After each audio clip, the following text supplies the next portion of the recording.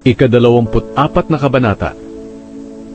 Nang panahon ng paghahari ni Jehoiakim, nilusob ni Haring Nebukadnezar ng Babylonia ang Huda, at sa loob ng 3 taon, napasailalim sa kanyang pamamahala si Jehoiakim. Pero sa huli, nagrebelde siya kay Nebukadnezar. Ipinadala ng Panginoon ang mga taga-Babylonia, taga-Aram, taga-Moab, at taga-Amon para lusubin ang Huda, ayon sa sinabi ng Panginoon sa pamamagitan ng mga lingkod niyang propeta. Nangyari ito sa Huda ayon sa iniutos ng Panginoon para mapalayas niya ang mga ito sa harapan niya dahil sa mga kasalanang ginawa ni Manase, ang pagpatay niya sa mga inosenteng tao at ang pagdanak ng dugo nito sa Jerusalem ay hindi mapapatawad ng Panginoon.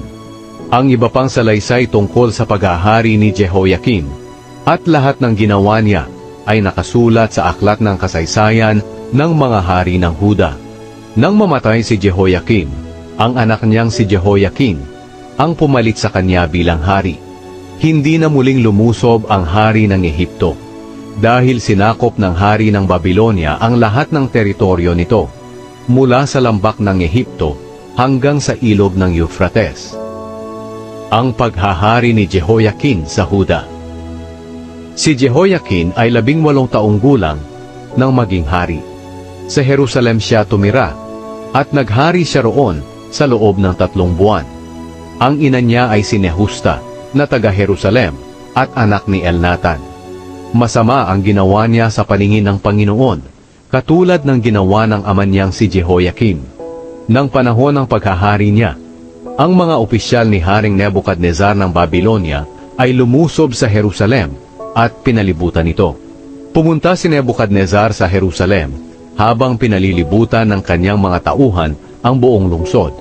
At sumuko sa kanya si Haring Jehoiakim, kasama ang kanyang ina, mga lingkod, mga tanyag na tao, at mga opisyal. Nang 8 taon ng paghahari ni Nebukadnezar sa Babylonia, binihag niya si Jehoiakim. Ayon sa sinabi noon ng Panginoon, kinuha ni Nebukadnezar ang lahat ng kayamanan sa templo ng Panginoon at sa palasyo, at ang lahat ng gintong kagamitan na ipinagawa ni Haring Solomon ng Israel para sa templo ng Panginoon. At binihag niya ang 10,000 naninirahan sa Jerusalem, kasama ang lahat ng opisyal, pinakamahuhusay na sundalo, lahat ng mahuhusay na manggagawa at mga panday. Ang pinakamahihirap na tao lang ang natira. Binihag ni Nebukadnezar si Jehoiakim sa Babylonia, pati ang kanyang ina, mga asawa, mga opisyal, at ang mga tanyag na tao sa Huda. Binihag din ni Nebukadnezar ang 7,000 pinakamatatapang na sundalo, 1,000 mahuhusay na manggagawa at mga panday na mga sundalo rin. Ang ipinalit niya bilang hari ay si Matania, na tiyuhin ni Jehoiakim, at pinalitan niya ang pangalan ni Matania na Zedekiah. Ang paghahari ni Zedekiah sa Huda. Si Zedekiah ay 21 taong gulang nang maging hari. Sa Jerusalem siya tumira, at naghari siya roon sa loob ng 11 taon. Ang ina niya ay si Hamutal na taga-Libna at anak ni Jeremias.